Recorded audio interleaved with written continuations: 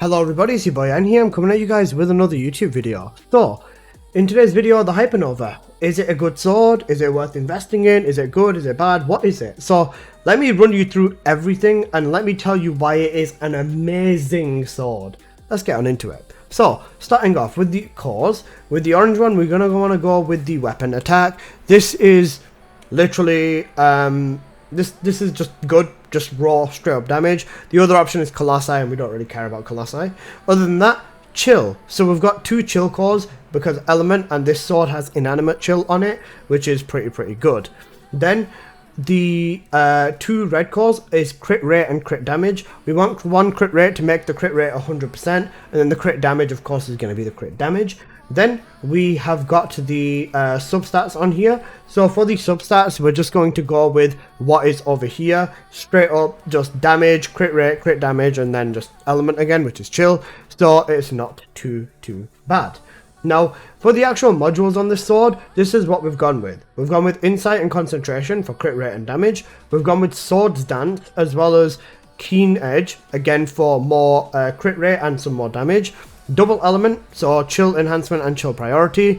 Then I will rock hardened reinforcement just for straight up damage. Then you go with increased range, because range does make a difference on this sword, and that's something you want to acknowledge. And then faster attack speed. Then for the last mod, I've gone with Veil Analyzer. You could put impact rounds over here, you could put penetration enhancement, you could put double edge extension if you want more damage and stuff like that, but I've just gone with Veil Analyzer just specifically because of the fact that it works very nicely with it.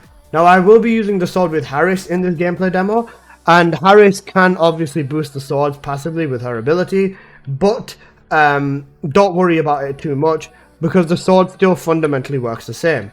Now, with Harris, or just in general with the sword, let's talk about what you would do. You jump in, you go raw in, and then you swing the sword with the unique ability, and all the mobs get grouped together, and you can just use your one ability with Harris to just annihilate them all.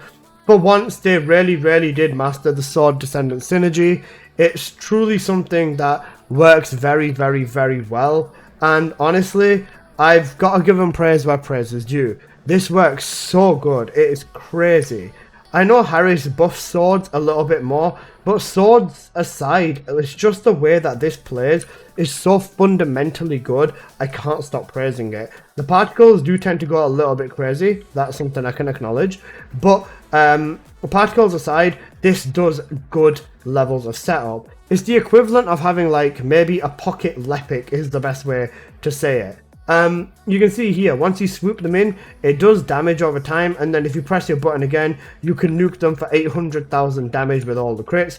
It's very good, it's very promising, and just in general with Harris as well, if you were to use this to, for example, say group mobs, you can just finish them off with her fourth ability, or you could dive bomb into them with her first ability, all of that.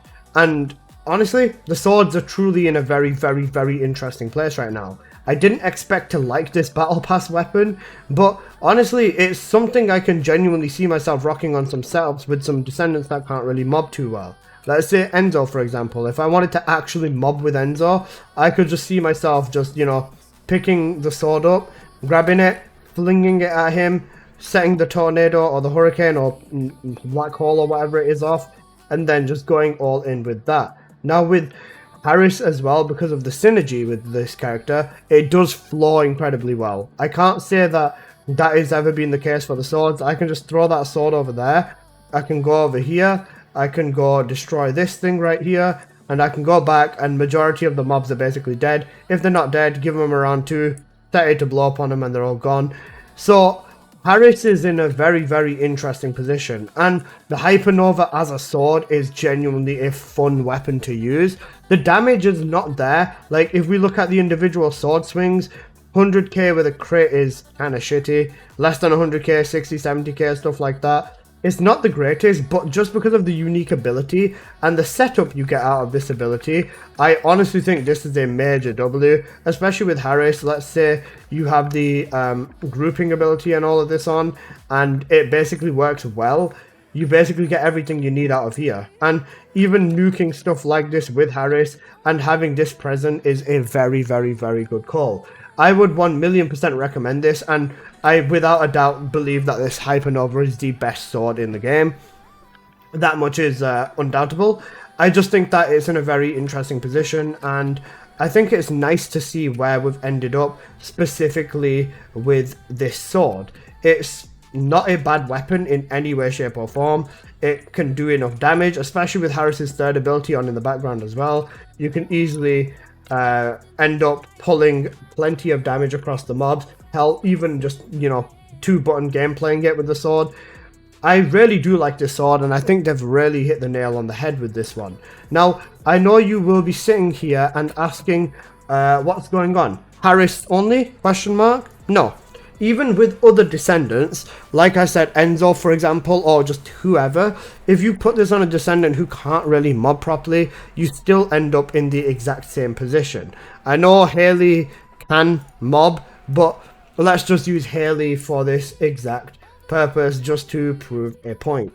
I'm going to quickly grab Haley, I'll quickly throw the sword on her, and then we're just going to use her in the exact same way as how I just used with Harris. Another very important thing would be to mention is that you definitely want to ensure that you're using this inversion over here, Superheated Plasma, as well as Blade Extension, and then Adrenaline Surge is your ideal third inversion, is what I would say. So let's just use it with Haley, for example. Just going to jump on the bike and use it the normal way I would use this setup. So again, over here, just head into there. Same story, just go in, pop off the bike with Haley, slam the sword in, just use her first ability to just finish them off, and basically the same energy. The sword is a very, very good. It's just a nice touch to the setup, I would say, because you can see the damage is there. It's a nice little thing to rock. Even with Descendants who can't mob per se, Haley can mob, but you can see what I'm getting at. It works well and it works effectively. It's not a strong weapon, but it's more of a useful utility tool, I would say. But yeah, that's basically the main thing with the Hypernova. For once, they actually made a sword that cooks very well, and a sword I can 100% recommend. Ignore the death, happens to the best of us, truly. But for once, they genuinely made a sword that I think I can back and say, this is actually a solid sword.